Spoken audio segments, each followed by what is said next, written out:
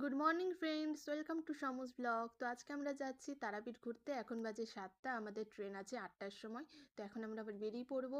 তো আমাদের সাথে মাসি মেসো মালদা থেকেই যাচ্ছিল। আমরা ট্রেনে উঠে পড়েছি আর নেমে পড়েছি তারাপীঠ স্টেশনে। স্টেশনের বাইরে থেকে আমরা ম্যাক্সি ভাড়া করে নিয়ে চলে গেলাম মা তারা সরণির কাছে। মা তারা সরণির কাছেই ব্রিজের উপরেই ছিল মহাদেব ভবন অ্যান্ড লজ। আমি ডিটেলসটা ডেসক্রিপশনে দিয়ে দিব। একদিনের মতো থাকার জন্য ভালো একটা জায়গা। তারপরে দাদা বৌদিরাও চলে এসেছিলো। আমরা চলে গেছিলাম আনন্দময়ী হোটেল অ্যান্ড রেস্টুরেন্ট, ঠিক পাশেই ছিল। নিয়েছিলাম ভেজ থালি, যেহেতু শনিবার ছিল। তারপর আমরা খাওয়া দাওয়া করে নিয়ে রেস্ট নিয়ে চলে গেলাম বিকালবেলা করে একটু ঘুরতে। প্রথমেই আমরা গেছিলাম বাঁকারায় মন্দিরে। মন্দিরের একজনের কাছে শুনে নিন এই মন্দিরের কাহিনী। নিত্যানন্দ মহাপ্রভুকে এই বাঁকড়ায় স্বপ্ন দেয়, কদমকুণ্ডির ঘাটে এই বাঁকড়ায় নীল কাষ্ঠ হয়ে ভেসে ওঠে। ওনাকে নিয়ে আসার পর নিত্যানন্দ মহাপ্রভু স্বয়ং নিজের হাতে এই বাঁকড়াইকে প্রতিষ্ঠা করেন। বাঁকড়াইকে প্রতিষ্ঠা করার পর এই বাঁকার মধ্যেই নিত্যানন্দ মহাপ্রভু লীন হয়ে যান। তাই সাক্ষী স্বরূপ নিত্যানন্দ মহাপ্রভুর দুই স্ত্রী, বাম দিকে জাহ্নবী আর ডান দিকে বসুদামা। তারপর আমরা চলে গেছিলাম জগন্নাথ মন্দিরে। জগন্নাথ মন্দিরের পরে আমরা গেছিলাম বীরচন্দ্রপুরের স্কন মন্দিরে।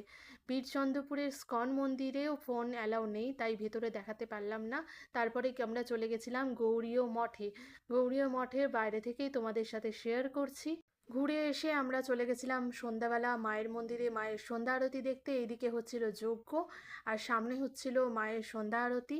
একে শনিবার, তার উপরে সন্ধ্যা আরতির সময় মন্দিরে প্রচণ্ড ভিড় ছিল। তোমরাও দর্শন করে নাও মাকে। আমরা দাঁড়িয়ে পড়লাম মায়ের শীতল ভোগ নেওয়ার জন্য। প্রচণ্ড ভিড় হয়েছিল। তারপর আমরা মন্দিরেই দাঁড়িয়ে সবাই মায়ের ভোগ গ্রহণ করলাম। মন্দির থেকে এসে তারপরে আমরা ফ্রেশ হয়ে আবার একটু বেরিয়েছিলাম এদিক ওদিক ঘুরে নিয়ে বাড়ির সবার জন্য ল্যাংচা নিয়ে। তারপরে আমরা বসে পড়লাম রাতের খাওয়া দাওয়ার খেতে। খাওয়া দাওয়া সেরে এখন চলে এসেছি ঘরে, আর আমরা যাব কালকে পুজো দিতে। তো আজকের মতো গুড নাইট।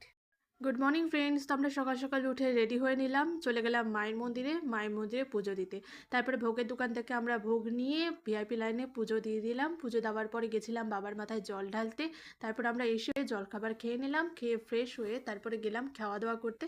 সবাই নিয়েছিল ভেজ থালি, আমি নিয়েছিলাম ছোলা ভাটুরা আর রুটি।